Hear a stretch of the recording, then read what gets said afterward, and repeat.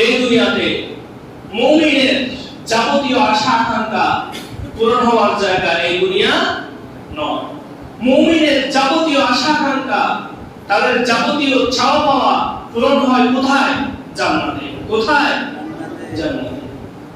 তবে আল্লাহ তাআলা মুমিনদের দুনিয়াতেই সফলতা দান করেন তাদের অন্তরের প্রশান্তি দিয়ে, তাদের অন্তরের কি দিয়ে? প্রশান্তি দিয়ে, অন্তরের শান্তি দিয়ে আল্লাহ তাআলা দুনিয়াতে মুমিনদেরকে কি করেন? সফলতা দান করেন। তাহলে মুমিন যারা, তারা কখনোই এই দুনিয়াতে সবকিছু যাবতীয় আশা আকাঙ্ক্ষা এগুলা পূরণ করে না, পূরণ হয় না। মুমিনদের যাবতীয় আশা আকাঙ্ক্ষা আল্লাহ তাআলা পূরণ করেন কোথায়?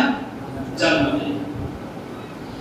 আল্লাহ তাআলা কোরআনুল কারীমের সূরাতুল মুরসালাতের 31 নম্বর আয়াতে আল্লাহ তাআলা বলছেন, ওয়ালাকুম ফিহা মা তাশতাহি আনফুসুকুম ওয়ালাকুম ফিহা মা তাদউন। আল্লাহু আকবার বলেন।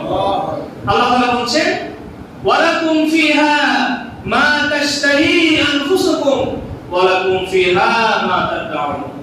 আল্লাহ তাআলা বলছেন, যারা সফলকাম মুমিন, এই দুনিয়াতে তাদের যাবতীয় আশা আকাঙ্ক্ষা পূরণ হওয়া সম্ভব নয়, পূরণ করার জায়গা নয়।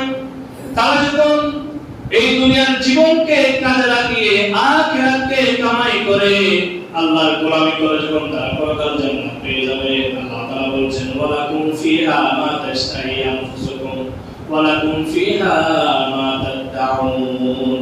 সেই দিন জান্নাতের মধ্যে তারা যেই জিনিসের আশা আকাঙ্ক্ষা করবে, যেই জিনিস চাইবে, আল্লাহ তাআলা সেই জান্নাতে মুমিনদেরকে ওই জিনিসগুলা আল্লাহ তাআলা নিমিষেই তাদের সামনে হাজির করে দিবে।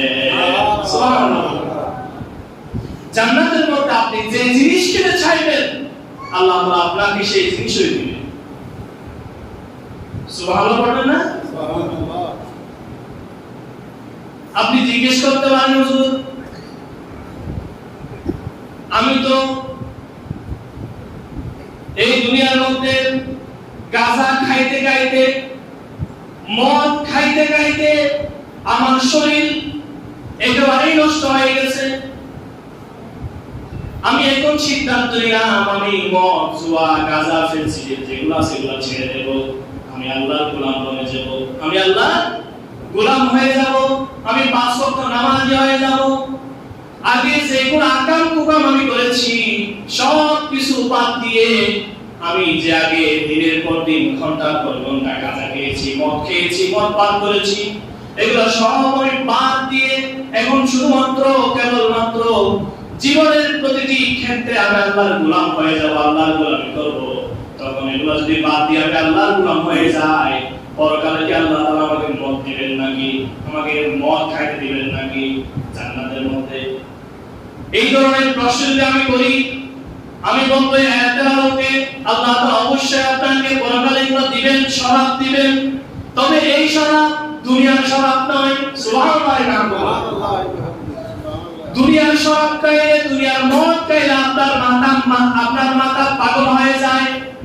দুনিয়ার মদ পান করলে আপনার মাথা পাগল হয়ে গিয়ে আপনি বউকে মা রেখে ফেলেন, মাকে বউ ডাকেন, নাউজুবিল্লাহ নাউজুবিল্লাহ। কিন্তু আপনি আল্লাহ তাআলা জান্নাতের নিয়ামত শরাব যখন খাবেন, আপনার মাথা শুদ্ধ, গোটা শরীর প্রশান্ত হয়ে যাবে। সুবহানাল্লাহ। দুনিয়ার মদ খাইলে আপনার শরীর পাগল হয়ে যায়, মাথা পাগল হয়ে যায়। রাত্রিবেলা বউয়ের কাছে গিয়ে বউকে মা বলি, কিন্তু আল্লাহর দেয়া নিয়ামত জান্নাতের শরাব পান করলে, মধুর শরাব, দুধের শরাব পান করলে আমার আপনার কলিজা, হৃদয় সবকিছু ঠান্ডা করে দিলেন তিনি কে? আল্লাহ।